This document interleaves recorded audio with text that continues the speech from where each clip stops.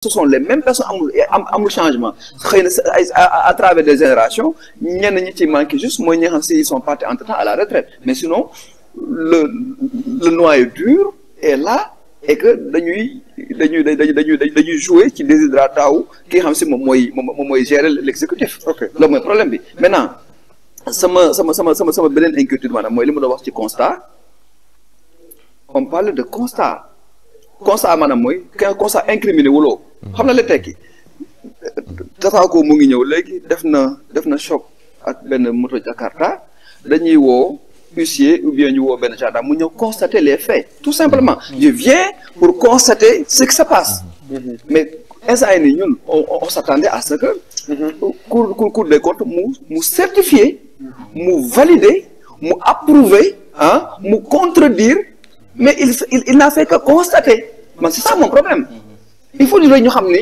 nous sommes dans une régie financière donc on parle de deniers publics on parle vraiment de l'encours de la dette c'est comme si que ni benn association bu ndaw ba xam si su ko neexee mu leb fii su ko neexee mu contracté avec tel partenaire su ko neexee mu ubbi si telle institution financière contre lu ko neex mais on parle d'un état et un état c'est du sérieux mais ci loolu Assane dégg nañu ko ministre de la justice génn par rapport ak seen conférence du gouvernement bi ñu def conférence de presse bi ñu def pour les mais dégg nañu le ministre de la justice dit que bon à la lecture du document il a constaté des infractions qui ont été commises par des membres de l'administration.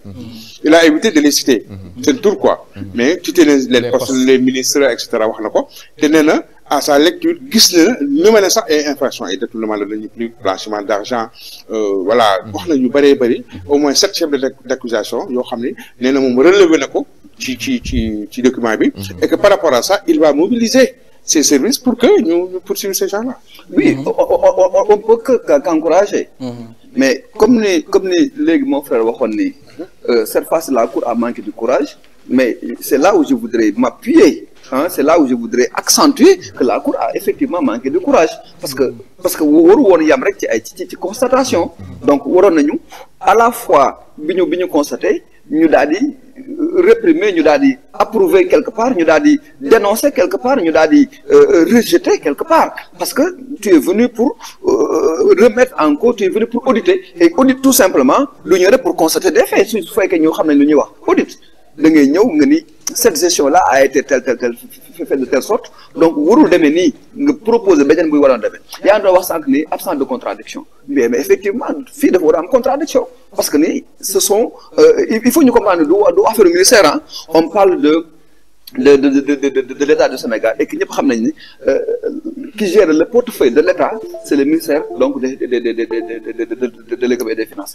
kooku moom moo géré portefeuille État donc l'unicité des caisses kooku moom mooy responsable première mais si on parle de cette personne là si on parle de ce ministère on peut maanaam sa finance mais ministère donc des finances nga xam moom mooy gérer les relations bilatérales avec les autres pays mais je crois que fii li ñu gën a incriminer c'est surtout par rapport à la dette intérieure donc xëy na yële mënut a jàll noonu parce que on est trop surveillé par BCEAO on est trop surveillé par UEMOA mais ce dont on parle dañu ubbi ay comptes au nom de l'État à l'intérieur du pays avec des banques internes mais kan mooy am possibilité loolu c'est juste le ministère des finances moom am possibilité boobu noonu mais ñëpp xam nañu aussi notre administration nu muy demee du la neex nga def tout est digitalisé tout est organisé par des règles et des procédures mais loolu yëpp nan la mën a ñëwee black out kenn gisu ko ça n'a pas été reporté nulle part compte nga xam on parle de ay 200 milliards de gravité sur des comptes te kenn mënu ko mënuñu wax amul traçabilité te loolu kenn mënu ko gis fenn gisuñu ko 2019 ñu di bàyyi ba 2024 suukar kii kafe gi saf na suukar ñu mën ko génne noonu comme ça non mais franchement il faut que mu am plus de sérieux dans ce qu'on dit mais Assane man j'aimerais bien parce que ñun quand même ay novices lañu quoi mais j'aimerais bien ça moi j'ai l'impression c'est pas par rapport ak état bi bu bees mais depuis longtemps j'ai eu l'impression que li ñuy wax ministère des finances ak li ñuy wax ministère de l'économie du plan et de la coopération fee ñuy wax ministère des finances et du budget man damaa jàpp ni ils ne chantent pas la même chanson quoi quelquefois dama jàpp ni am na ay points dans l'administration yi nga xam ni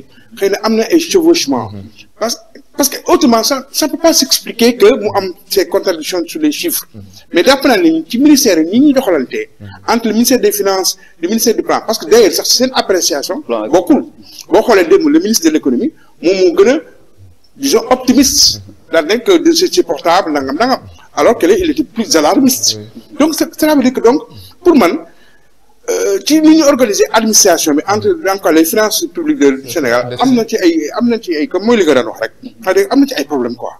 Oui donc man c'est notre administration. C'est pas des gens qui ont volé wala qui ont détourné. Non mais tout est problème de règle. mécanisme voilà tout est problème de règle tout est problème de procédure. Xëy na doon na gën a simple à l'époque où on avait un seul ministère, un grand ministère. Oui, est-ce qu'on ne devait pas revenir à ça? Et du plan, et même de la coopération. C'est un grand ministère. Mais aussi, c'est plutôt un problème fonctionnel, un problème d'ordre organisationnel, pour que nous puissions répartir entre le ministère des Finances et du plan et de la coopération. Il gère vraiment le truc macro, quoi. Donc, il fait des projections, donc, sur des années. Projeter le Sénégal, nangam. Alors que le ministère de l'économie et du budget, lui, c'est le comptable, quoi. Il gère les affaires intérieures, il gère le budget, il gère. Pour moi, c'est plus un problème d'organisation, un problème de fonctionnement que à mon sens. Mais, parce que comme l'âge venu de Hassan, oui. Si c'est avéré, oui. Ça ne doit pas être possible, Pathé. Vous faites que c'est trop dans une organisation, dans une. Oui. Comme il y a comparé à Grèce. Oui. Mais quand on a la possibilité de faire le maintenant, je crois que c'est très bien réglé. Le trésor public gère, encaisse au nom de l'État. Mais il faut des comptes personnels et comptes. Voilà. Il faut nous comprendre que c'est possible. C'est possible, mais apparemment, ce n'est pas. C'est le trésor. C'est le trésor qui est sous le coupole du ministère de l'économie qui l'ouvre.